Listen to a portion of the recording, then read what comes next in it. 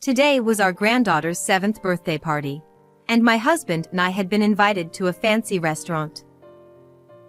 However, something seemed off with the waitress bringing the food. No, it wasn't just her behavior. Looking closely, it became apparent that only my husband and I weren't being served any food. Selena? What about our meals? As we wondered about this, our daughter-in-law, Selena, smirked and declared, "It's only for family, haha." Stunned and without understanding, we watched as the waitress left, looking uncomfortable. Lenny seemed just as bewildered. "Don't you get it?" With a sigh, she wore a defiant smile. In response, Selena's parents also smiled creepily, looking down on us. Why did they despise us so much? Both my husband and I were deeply hurt by this. It was so disappointing that there was no reason to stay any longer. Let's go home. Yes. I stood up, following my husband as we left the place. However, about an hour after we got home, a small guest appeared. Puzzled, I went outside to find our granddaughter, the birthday girl, standing there. My name is Stella Hale, a 55-year-old housewife. My husband, Stephen, and I have a good relationship and always go for a walk together every morning. Because of this, our neighbors often call us a loving couple. Sometimes, people ask us the secret to our happy marriage. Well, it's about always being grateful. He would answer cheerfully, and the neighbors would applaud. Standing beside him, I would feel proud and nod in agreement. We have one son named Lenny. Like his father, he has a gentle demeanor and is well regarded for his good nature. After graduating from university, he joined a large trading company and did well. Things are going smoothly. I'm eating well, so don't worry. He would say with a laugh over the phone, and a few years later, he said he wanted to introduce someone to us. The person who appeared before us was a petite, charming woman. This is Selena. Nice to meet you, I'm Lenny's girlfriend. With her clear, bright eyes, she looked directly at us. Lenny had met her at a hobby group gathering. Selena smiled throughout the conversation, making a good impression. Believing they would do well together, my husband and I blessed the two of them. The couple got married, and the following year, a baby girl named Camilla was born. Watching our first grandchild grow was truly joyous, and after every video call, I couldn't wait for the next one. What should we get her for her next birthday? Her birthday. Didn't we just give her a gift recently? I just want to prepare in advance. I was excited, while Stephen seemed slightly exasperated. But Selena seemed unhappy again today. Indeed, she had worn a friendly smile when we first met. But since then, she always seemed to have a sour expression. I didn't recall doing anything wrong. While I understood she might dislike meeting her mother-in-law, her blatant attitude was disheartening. Moreover, she subtly looked down on my husband and me. Lenny worked at a prominent international trading company in the city and occasionally went on overseas business trips. In contrast, we lived in the countryside, growing our own food and leading a simple life, which might appear humble to outsiders. "Stella, you live such a shabby life," she had once said, looking down on us. But my husband and I never thought our lives were shabby. You might see it that way. I smiled, brushing it off. After all, everyone has different values. Lenny didn't know about this. I didn't want to speak ill of the person my son chose, and there was no need to reprimand her. When I brushed it off, Selena started looking down on us even more. I didn't understand what drove her to act this way, but it made me sad sometimes. On the other hand, Camilla was different. When she was about to graduate from kindergarten, she once called to thank me for a picture book I sent her. Grandma, thank you for the book the other day. Her childlike gratitude made me feel her growth and almost brought tears to my eyes. You're welcome. Read it a lot. Camilla was gentle and kind to everyone. She got along well with me and Stephen. But Selena didn't seem to like this, and that day's call ended quickly. Camilla, you have your lesson. Time to end the call. Camilla had little time to play, being involved in extracurricular activities like English classes, swimming, and piano lessons. Selena wouldn't allow her to have much free time. Camilla, do you enjoy your lessons? Once, when they visited, I asked her this while Lenny and Selena were out. Every day is so busy, it's hard. I remember being shocked by her response.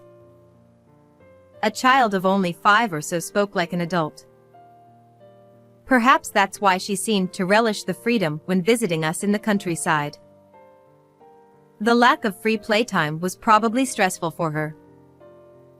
When Camilla turned 7, we were invited to her birthday party by Selena. The venue was a fancy restaurant famous for its fish dishes. The room we were shown to had a black-themed table and chairs, with chic wall decorations.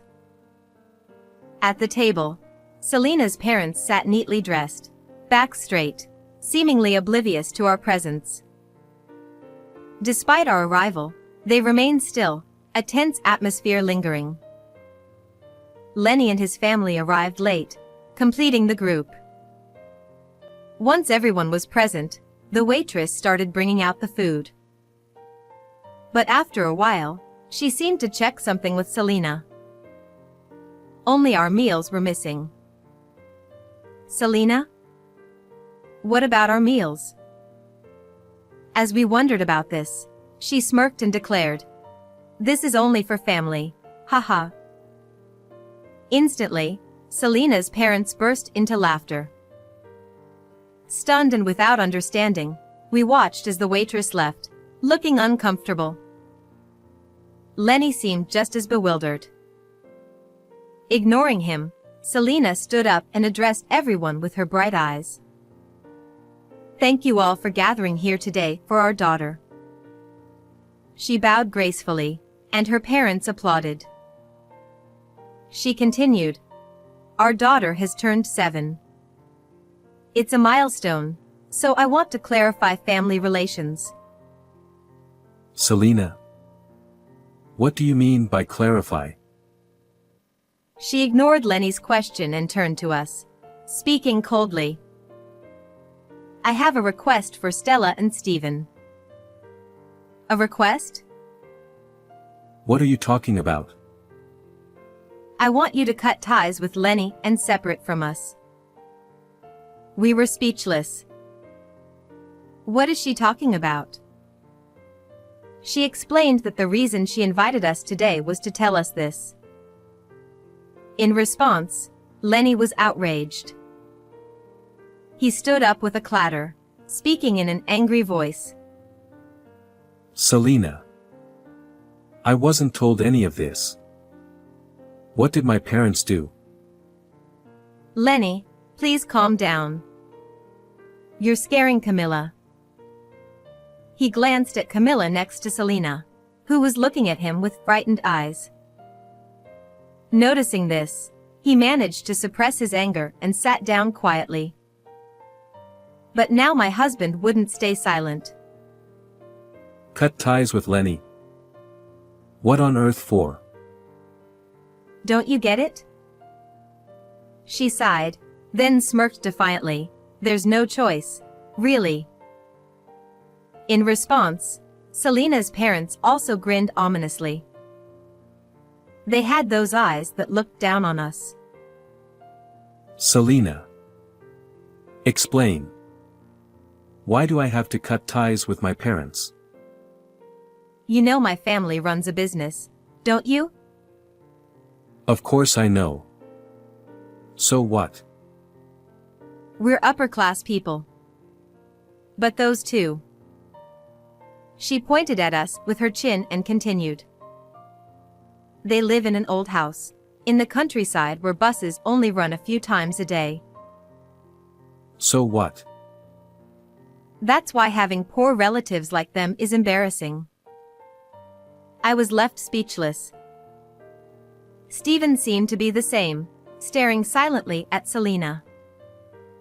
Her tirade continued, detailing how unpleasant it was every time Lenny visited home. How miserable she felt spending time there. How walking down rural roads and dealing with the inconveniences of country life was unbearable. Complaints about frogs and insects followed. Finally, she brought up Camilla, lamenting the lack of a piano and an environment suitable for her lessons. She even claimed that living there would surely delay Camilla's development. Camilla seems fond of Stella and the others, but... She glanced at us briefly, then continued. "Frankly, this is bad for Camilla's education." Her words, said with a frown, shocked Selena's parents, who exclaimed, "How could they?" They immediately started insisting Lenny cut ties with us. Neither Stephen nor I had any words to respond. We did live a rural life, but never expected such blatant rejection. Where we live is our choice. No one has the right to scorn us for it. And her claim that it would harm our granddaughter's development seemed unfounded. Memories of days spent with Camilla flashed through my mind. Whenever she visited, she played freely, catching beetles with Stephen, and picking cucumbers from the garden. She always seemed happy. I don't know what face she makes at Selena's house, but at least with us, she seemed lively and carefree. Where did they get off looking down on us like that? Past anger, I felt utterly dismayed. Stephen shrugged, saying, "Good grief." He motioned to me, then stood up. Let's go. Yes. I stood up and followed him out. As we left, we heard the jubilant voices of Selena and her parents. Finally cut ties with the poor folks. Endured 7 years, they said. Poor folks. That word deeply hurt both Stephen and me. It was clear that was how they saw us all along, and it saddened me deeply. I wonder what Lenny will decide. Yes. Whether he'll really cut ties with us. If Lenny decided to cut ties with us, we would accept it. We discussed this on the way home. The only regret was not being able to see Camilla anymore. Looking forward to our granddaughter's growth, the thought of losing that was painful. We returned home with heavy hearts. I decided to make something simple for lunch and stood in the kitchen. Stephen, looking unsettled, was reading a book. We bottled up our indescribable feelings. About an hour later, the intercom rang. I pressed the response button, but only saw a small child's head on the screen. Puzzled, I went outside, and there was our granddaughter. Camilla? She smiled broadly and hugged me. Grandma. I came with Daddy. Startled, I looked behind her to see Lenny standing there, looking unexpectedly refreshed. Mom, I'm sorry. I've decided to divorce Selena. What are you saying? I was surprised and somewhat shaken. We invited Lenny and Camilla inside to hear his story with Stephen. After you left, I was so furious I confronted them. As Selena and her parents celebrated cutting ties with us, Lenny yelled at them to stop insulting his parents. They looked at him as if he was speaking nonsense. He explained to them that his parents were not poor. In fact, we had assets worth billions, from real estate investments. We manage various properties, leasing them to individuals and businesses in need. Not just in this rural town, but also in the city and even distant regions. Selena turned pale upon hearing this. No way. Then why do they live in such a shabby house? Disbelieving, she stammered. Her parents were also bewildered, asking Lenny why. I told them, unlike you, my parents don't like a lavish lifestyle. Indeed, Stephen and I prefer a minimalist lifestyle. Simply put, we live with only what we need for comfort. Our home, transportation, possessions, and clothing are all minimal. To them, our lifestyle might appear simple. But that doesn't give them the right to call us poor and insult us. I told them I was disappointed in their behavior. So, you declared a divorce? Yes. I couldn't believe how they thought of you. But it didn't end there. Selena and her parents went into a frenzy, refusing the divorce. Why didn't you tell us sooner? I didn't think it was worth mentioning. We intended to manage on our own. What are you saying? Bring them back. You were the ones who wanted to cut ties. You're siding with them. You're my husband. Her parents kept complaining that this wasn't supposed to happen. Eventually, their faces were turning pale. I was horrified thinking about what they would have done if they knew earlier. What happened next? Then Camilla spoke up. Mom, stop, she said. He stroked Camilla's hair, recalling the moment. Her voice silenced everyone. Just turned 7, she watched her parents' ugly argument, tears in her eyes. Mom, why are you saying such terrible things? Grandma is kind. Camilla, it's for your sake. You always say it's for me, but you never actually see me. What?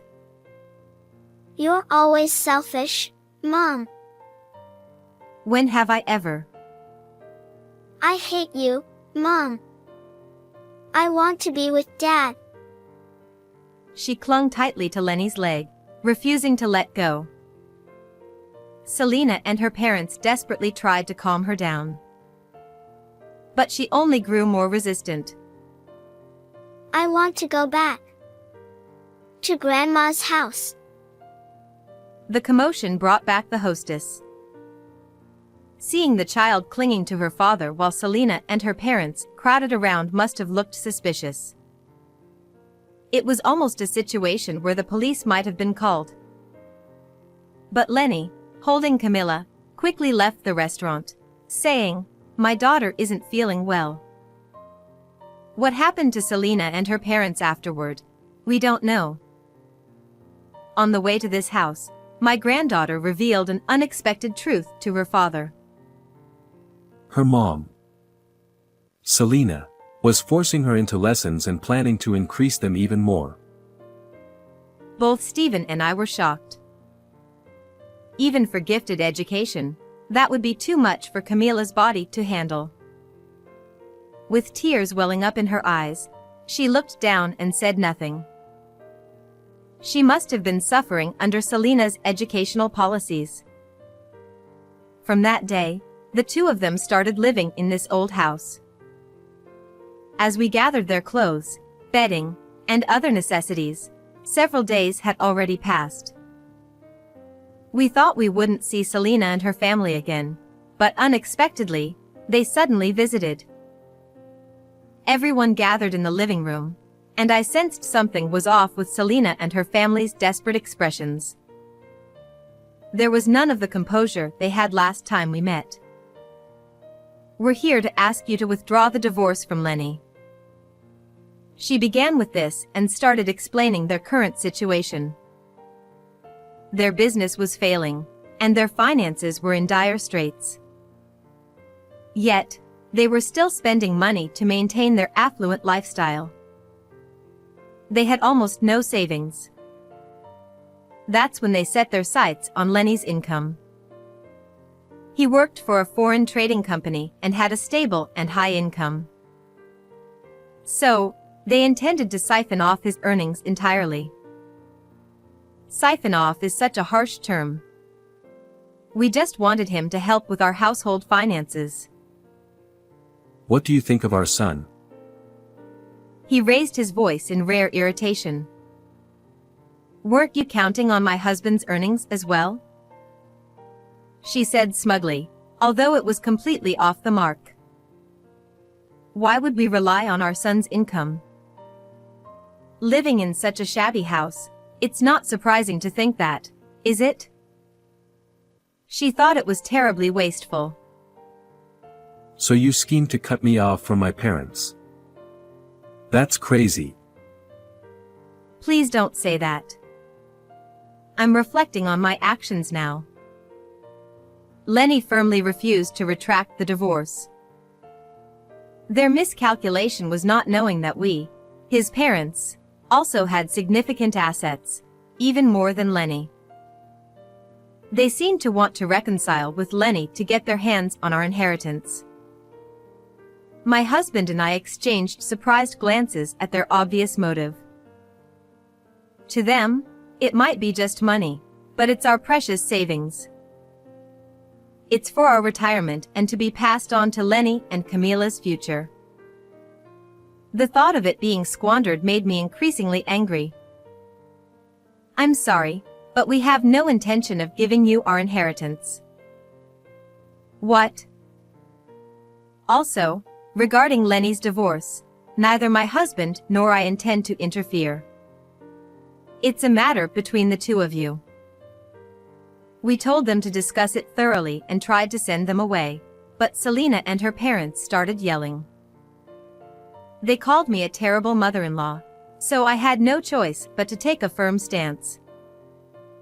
By the way, your rent for the downtown office has been overdue for 6 months, hasn't it? When I said this, they fell silent and their faces turned pale. I didn't want to bring this up, but there was no other choice. We knew your business was struggling, so we were being patient with the overdue rent. They looked like they wanted to ask how we knew, and my husband delivered the final blow. We have no choice. We'll show you this. He quietly handed them an envelope. Though his actions were calm, I knew he was definitely angry. Selena took it fearfully and opened it. Inside was a payment demand for the overdue rent. A lump sum payment for the overdue rent? But why do you have this? She read it with trembling hands. The answer was written in the demand notice. Landlord, Stephen Hale. The office you're renting is managed by us. Selena was stunned and lowered her head in disbelief. Her parents had the same reaction, turning their pale faces towards us. They tearfully asked if we could waive the lump sum payment. But we remained silent, showing no intention of complying. They should be grateful we've overlooked it until now. Selena looked shocked and raised her head abruptly. Couldn't you extend the payment deadline? A lump sum repayment for 6 months is too much. Her voice sounded as if she'd come up with a great idea, but we shook our heads. No. We need you to pay it all at once. Additionally, Lenny handed over another envelope. Here's something from me too. Selena hesitantly took it. Compensation and a demand for Camila's custody. I recently checked my bank account. I'd left the finances to Selena, so I didn't know, but... She flinched and looked at Lenny with a strained face. It seems you've used a lot of my money. Not only luxury brand bags, clothes, and accessories but also spa fees were withdrawn. Realizing that retracting the divorce was inevitable, Selena and her parents looked hopeless. They surprisingly handed over Camila's custody easily. Whether it was for Camila's sake or because they were shocked to be called poor by those they had despised as poor was unclear. Without saying anything further, they left in a daze. A week after Selena's unexpected visit, the overdue office rent was paid in full. We didn't know where they got the money, but it didn't matter. Also, the compensation to Lenny was paid about a month later. Selena sent Lenny a message saying she wanted to talk again, but... What's there to discuss now? This is absurd. Enraged, my son blocked her messages and decided to communicate through a lawyer. Later, we heard from the neighbors that Selena's family had gone completely bankrupt. Right after hearing this, they contacted us about vacating the office. They must have judged that continuing the business was impossible. After completing the cancellation procedures, Selena fled. As an aside, another company applied to rent the now vacant office. So far, they haven't missed any rent payments. As for Selena's family, they were left with a huge debt and started working to pay it off. However, they had little experience working under others. They constantly had trouble with their superiors, colleagues, and even clients, resulting in frequent job changes. Unless they change their haughty attitude, this will likely continue. After the divorce was finalized, Selena contacted Lenny again. Give Camila back. What was she thinking?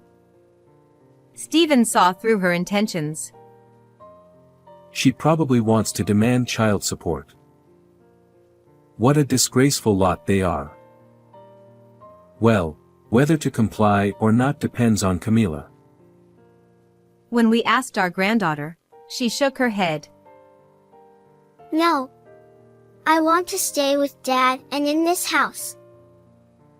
We respected her wishes and replied to Selena that we could not comply. Afterward, Selena's family sold their house and moved into a cheap apartment. The apartment wasn't managed by us, but by a real estate investor friend. Recently, we heard from him that the family was constantly fighting and causing trouble for their neighbors.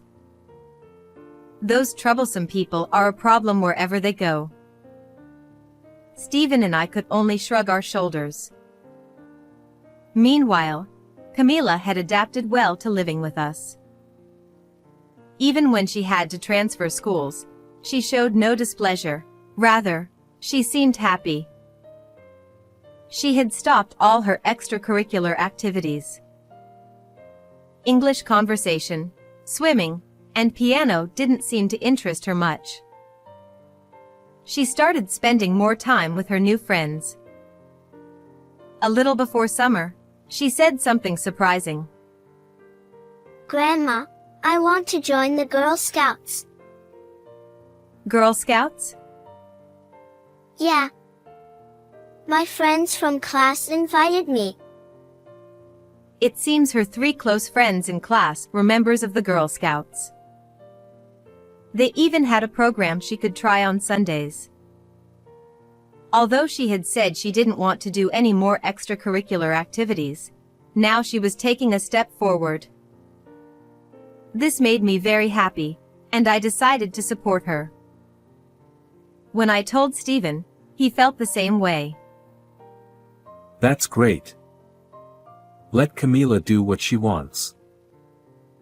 Thank you, Grandma, Grandpa. Camila jumped for joy, but Lenny interrupted. Wait a minute. You'll need a guardian to accompany you at first. I'll go with you. Camila's face lit up even more at his words. She seems to be smiling more than ever. And I feel like I hear thank you from her more often. Who could have influenced her like this? Who knows? We exchanged glances, savoring our happiness and laughing together. How did you like today's story? Don't forget to subscribe to our channel. See you in the next video.